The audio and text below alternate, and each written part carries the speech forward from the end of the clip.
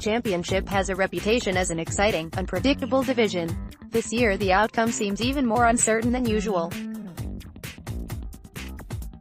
With no clear favorite for automatic promotion, never mind the title, and a list of playoff contenders that could stretch halfway down the table.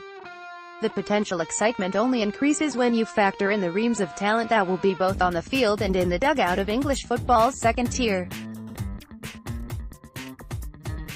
Excitement is not necessarily Tony Pulis' stock in trade, but his Middlesbrough side look as well placed as any to challenge for the title this season.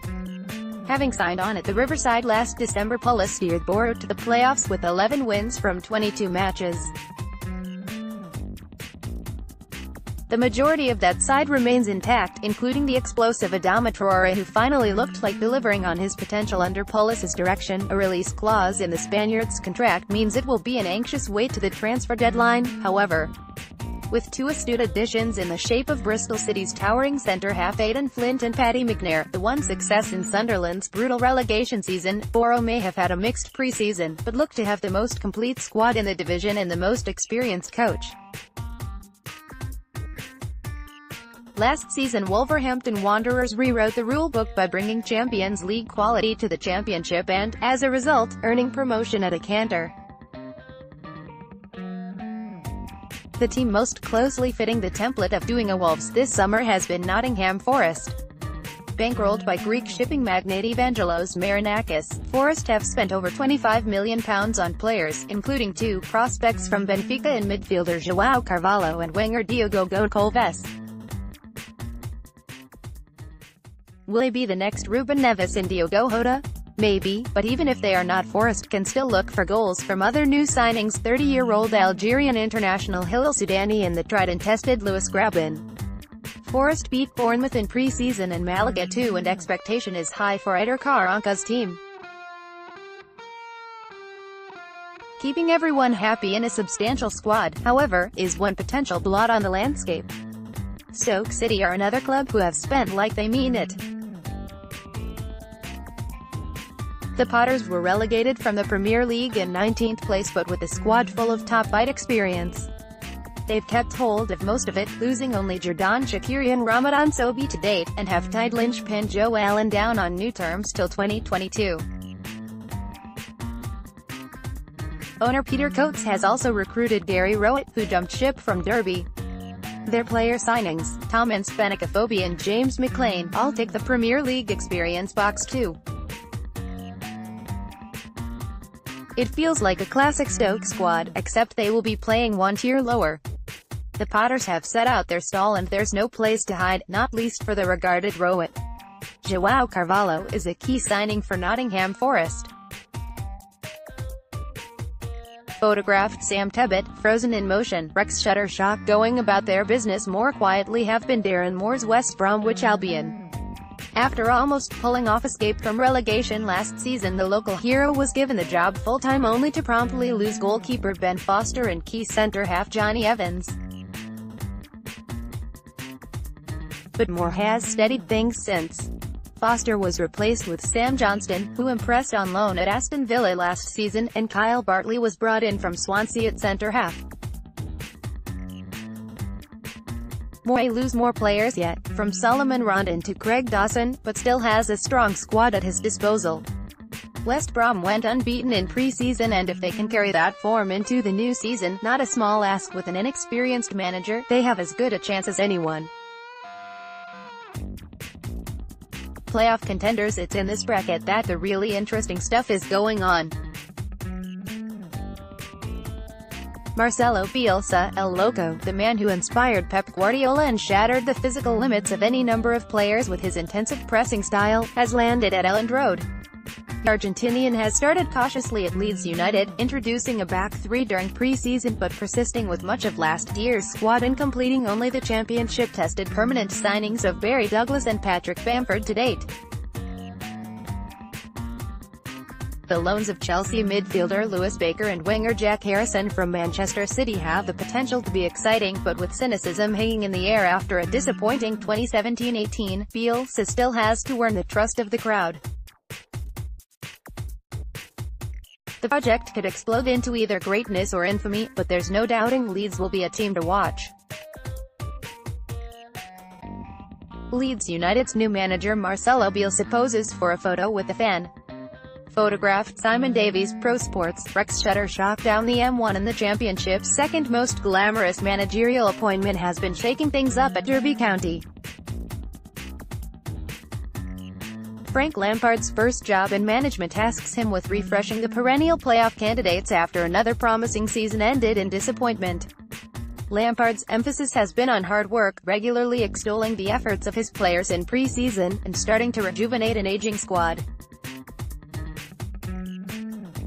Jack Marriott, a consistent goal threat in League One for Peterborough, and the Brentford winger Florian Joseph-Zoon are intriguing signings, while Lampard has recruited some of the best young talent in the country on loan. Doubt still remains over the future of last season's top scorer Mate Vydra, but the question everyone wants answering is whether one of the Premier League's greatest ever players can begin a second successful career. Disaster averted. The buyout of Aston Villa by Nassif Sa'iris and Wes Eden has plugged a financial gap that had looked like swallowing up one of England's grandest clubs. Now the main problem appears to be playing catch-up in a transfer window where rivals have strengthened. Steve Bruce, who has won the support of the new owners, at least in the short term, built a playoff bid on the back of 5 loan signings last year and will be forced to look at similar again this term. Underneath, however, Villa still have a strong squad and expectations will rightly remain high at Villa Park. For those who just missed out on the top 6 last term, hope springs up once more. Millwall went on a late-season charge that caught everybody by surprise, and the majority of last season's squad are still available to Neil Harris, including the permanent acquisition of chief provider Jed Wallace. Alex Neil's Preston have strengthened with 4 new signings that fit Preston's unheralded and hungry template and have slotted straight into the first team. Brentford may have lost some key talent in Joseph-Zoon and defender John Egan, but that isn't not the model. Both players have been replaced by Dean Smith, with centre-half Ezri Konsa from Charlton a particularly exciting prospect. Bristol City have similarly sold and strengthened, adding experience to the squad in Ipswich's Adam Webster and Andreas Wyman from Derby. Lee Johnson will want to replicate the first half of last season rather than the second. Relegation candidates Gary Monk this week admitted he is still not sure whether Birmingham City are under a transfer embargo with only a fortnight of the window remaining. Since signing fullback Christian Peterson in June, all has been quiet at St Andrews, where they are still trying to reduce a wage bill that has seen them face challenges under financial fair play rules.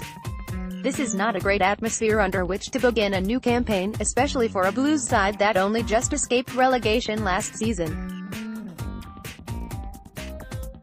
A similarly cloudy mood has descended on Reading, who avoided relegation by just 3 points, failed to win in pre-season and have seen key defender Liam Moore submit a transfer request. Manager Paul Clement is preaching calm, but has yet to spend money on a transfer fee this summer. Bolton had the closest call of all last season, but Phil Parkinson appears to have recruited well, adding the experience of Clayton Donaldson, Jack Hobbs, and Mark Wilson to his squad. Hull have lost a number of senior players, most notably Abel Hernandez, their main goal threat, and have replaced with unproven signings, while antipathy from fans towards owners, the Alam family, has hardly dissipated. Rotherham entered the division as League One playoff winners and will be favourites to continue their recent yo-yo status, but Paul Warne's team will relish being underdogs.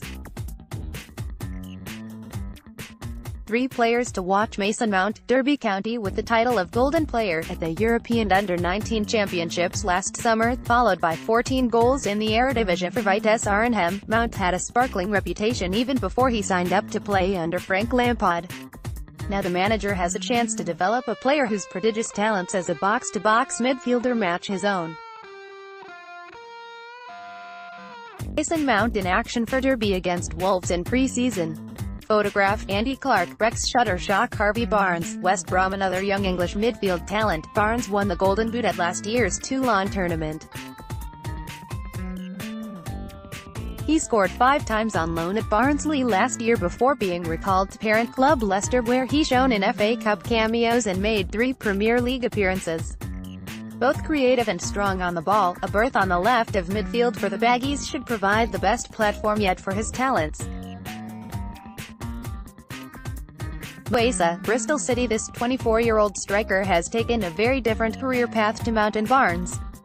Born in Sudan and raised in North London, Asa developed his game outside the professional system and 2 years ago was plying his trade in the 8th tier of English football at Greenwich Borough. 52 goals in 81 league appearances drew the attention of Cheltenham Town, where he moved last summer. 23 league goals later, a Cheltenham club record, and Asa is a £1 million player. With pace, height and comeliness in the finish, Asa could be a great fit for Lee Johnson's Slick City.